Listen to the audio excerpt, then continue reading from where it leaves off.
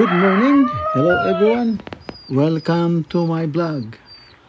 Mga ka-BSK, mapagpalang araw po sa ating lahat. Ayan, dito po tayo ngayon. Video natin, update po ang farmhouse sa Joyette's Farm. Ayan, si Fernando naggagawa ng pundasyon nung kakabitan ng water tank. So yan, yung mga bakal piniprepare na rin niya. Yan, para bukas pwede nang i-asinta kasi matigas na yung pwede na siguro bukas patungan yung so ngayon nagbuhos muna, tapos yan nire-ready mga bakal, mga sizes yan, tapos bukas yan gagawa na ng frame at pwede nang patungan yung buhos, yung pundasyon. So gagawa na ng frame para yung lalagyan ng water tank. Yan, so kaya ngayon yung mga bakal sinusukat niya at kinakating na niya para naka-ready na bukas. For the meanwhile, bang hindi pa pwedeng welding patungan yung yung tinatanggal niya kasi pa yan, medyo malambot pa ng konti. So kaya bukas baka magawa na yung frame dahil meron pang dalawang bubuhusan. So una pa lang yan. So yan,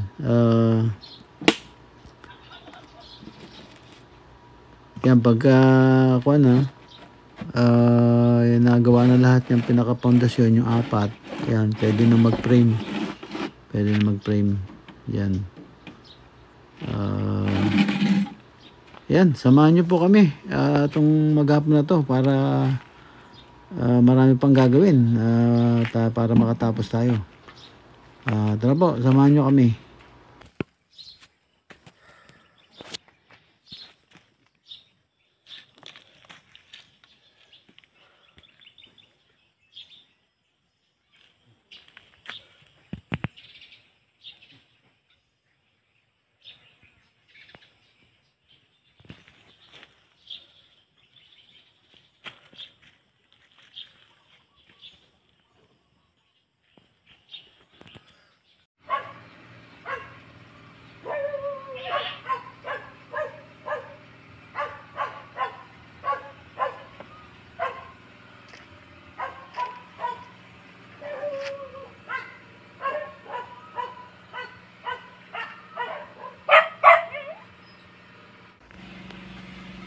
Ayan po, yung sa bandang itaas pa, hindi pa po na papalatadahan yan. Yan ang medyo sa baba ng konti. Dahil walang andam yung magamit na aabot doon. So, andam yung tawag doon? Scaffolding. Kasi ginagamit siya sa loob. So, kaya yan. pag natapos na lahat dun sa loob, saka babanatan na yun sa labas. So yan yan ang platada, naplatadahan yan all the way yan sa paikot niya. So ayan, sa loob naman tayo at ayan, nag-ano naman sila, nag-aasin Hindi ka makukuha sa ibang bansa, tinatapon mo yung pamahid mo. Ang tawag doon, yung hamba. Wala na. Yung mga hamba, Hindi na kinakabit na niya makukuha. para mailagay na yung mga pinto. Panibagong So yan, kakabit mo na yung hamba, tapos patutuyuin yan, hindi pwedeng galawin.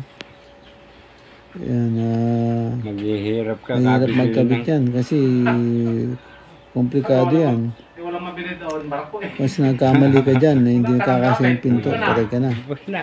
So yan, kailangan talaga kabisado mo yan. So yan, nililinis-linis pa lang at kinakayas-kayas yung simento na para makinis yung hamba. Lalagay na nila. Kaya itong isa na ilagay na yan at pinaplatadahan niya na yung sa ibabaw. Yan, para tapos na yung platada. So yan, platada, tapos flooring. Konti lang naman yan eh. Yan, pag natapos nila yan, babanatan nila flooring. Kasi saglit lang naman yan yung paglagay ng hamba. So yun, tama-tama. Bago makapananghali, tapos na yan. So yan, saglit lang yan. Tapos babanatan na nila yung flooring. Sa 2 kwarto. Tapos yung sa middle, yung living room, pinabaklas ko yung yung dating sahig. Kaya maraming trabaho. Kasi yung dating sahig, ginawa ng rookie. So, hindi nila alam. Kala nila ganun lang kadali. Ayun. Hindi nila alam paano nila ipapatag. Tapos yun, nagka-loko-loko. Hindi man lang nakinis. Mas makinis pa yun sa kalsada. So, yan. At yung mga electrical din, yan, na lagyan na ng yan yung lahat niya sa mga switches sa yung plug. Yan. Para may access na sa ilaw. Yun ang yung ginawa ni Fernando. Tapos si Manong Victor naman, tapos ng hamba, yung naman, yung bintana, kinakantuhan niya para matapos na rin. At yan, baka magsama sila ng makapagsukat niyan at mapalagyan ng bintana. So ayan mga ka-BSK, maraming gagawin ngayon itong maghapon na to. Pagkatapos niyan, magkanto-kanto na yan. Tapos yan yung hamba, naikabit na. So yung kanto-kanto na lang konti. Tapos yun. Yan, flooring.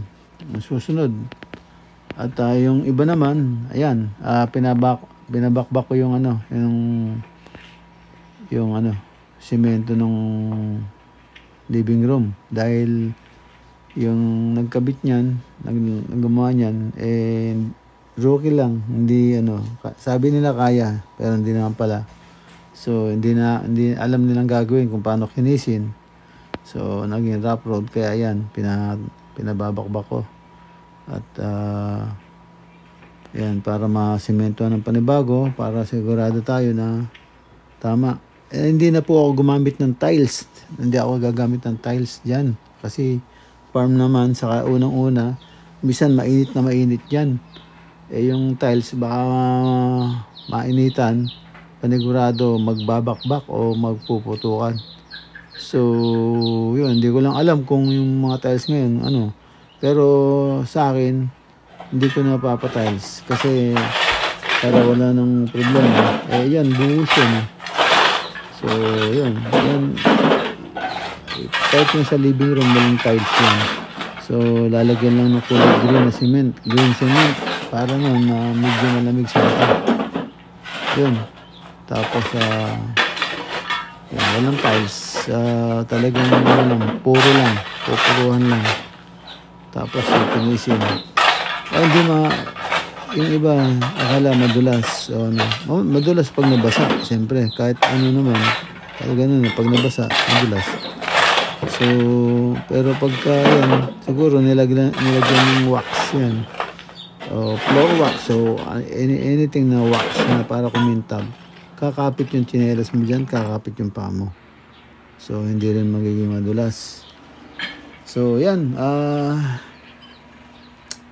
Malapit na matapos yung binabakbak nila. Ayan, tapos, yan bubuhusan na. May malaki-laki yan ng konti. Yan po mga ka-BSK. Tapos, yun, flooring na. Tapos yan. Samahan niyo po kami. At yan, si Fernando, sinusubukan niya yung access na switch dun sa ilaw. Kung tama o sinusundi. Yan, meron na ang ilaw si Tatay Rick. So, yan. Tutuloy ulit ang pagbabakbak. Ayan, medyo mahirap-hirap din yung pagbabakbak niyan kasi yung simento, 2 beses yan, isang layer, saka isang original na simento. Pareho magaspang. Tara, doon naman tayo sa flooring. 346 minutes later. Yan mga ka-BSK, pagkatapos nilang mag-lunch at pahinga, yan, poploringan na nila yung kwarto. Kung kaya yung dalawa titirahin nila. Banda pa lang sila sa isa. Pero baka yung isa tumulong, baka tirahin na nila yung dalawa. Siguro. Yan, nagpo-flooring na si Manong Vic at wala, hindi po kami gagamit ng tiles. Yung gusto ko po yung pupuruhan lang siya para makatipid ng konti at saka iwas yung kasi yung tiles pag sobrang init pumuputok yan o nababakbak. So tapos pare-repair mo na naman yan sa farm lang naman, hindi naman sa sariling maraming so parang rest house ang mangyari sa farmhouse natin. So walang tiles, puro lang, pupuruan lang na may kulay. Tulad yan, lalagay nyo lang dyan sa flooring kulay green. Yan, green lalagay sa buong flooring, kulay green. Yan, tara, samahan nyo po kami hanggang matapos po. Tingnan natin.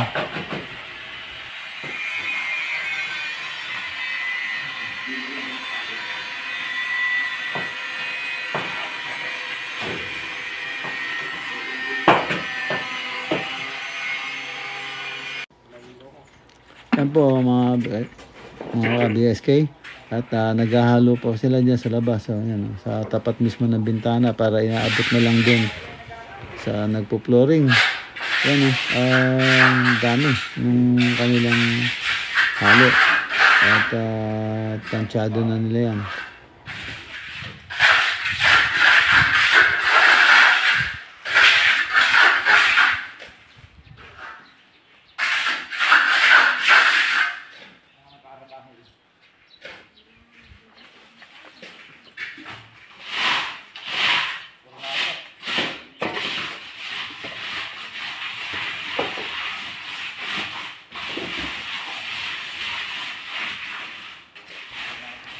Ayan, kaya ni Manong Vic yan. Dito tayo sa kabilang kwarto. May tumipira rito. Ayan. Si Manong. Yan, siya ang bumabanag dito sa kabilang kwarto. At pagtutulungan nila. Ayan. Ayan, si Manong Victor. Tapos na siya doon. Papatigas na lang yun bago pupuruhan na merong green cement. So, ito. Ito, tutunan siya. Magtatag muna rito. Yan, ganyan ang gagawin. Doon, habang pinapatigas yan, ito, titirahan nyo na. Para pag pinuruhan naman yung kabilang kwarto, nagyan ng kulay. Ito naman, naka-ready na. Pinapatigas ng konti. Para pagpahid na ganun, madidiinan. Dugit na dugit yung puro. Apis mo pino-pino. Yan. Mga ka-BSK. At yun. Yan. Pagka natapos niya yan, tatayo na si Manong Victor. Dahil pupuruhan naman niya yung yung kabilang kwarto. Hindi naman puro dyan. Hindi naman puro dyan. Hindi naman yan.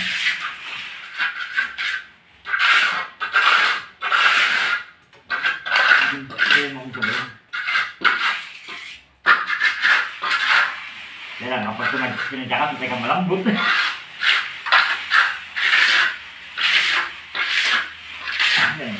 Makas eh.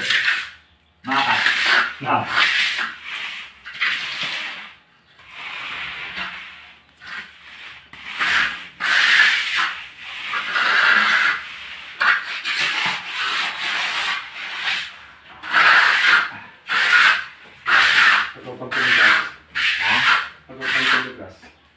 Ito, binasa ko lang yan. Ay, binasa ko lang? Oo, binasa ko lang. Yan lang. Ito, bago ito.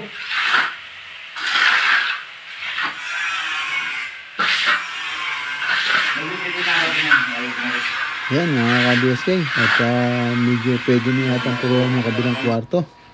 So, yan. Ayan na si Manong Vic. Pinupuruhan na niya na may kulay green. Ayan nakita nyo. Ganda na Hindi pa kwan. Kasi kailangan talaga yung mga bato-batong sumasayad sa redela, kailangan binabaon.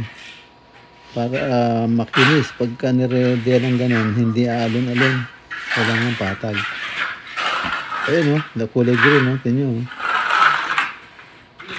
maganda na, di ba?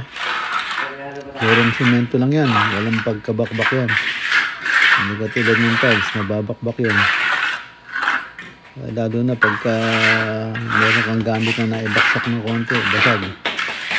So yan, baksak mo yung gamit dyan. Basag yung gamit mo.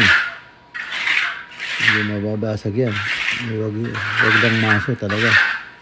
So ayan, pinupuruhan na niya. At medyo maganda-ganda na. Ka-BSK, ayos.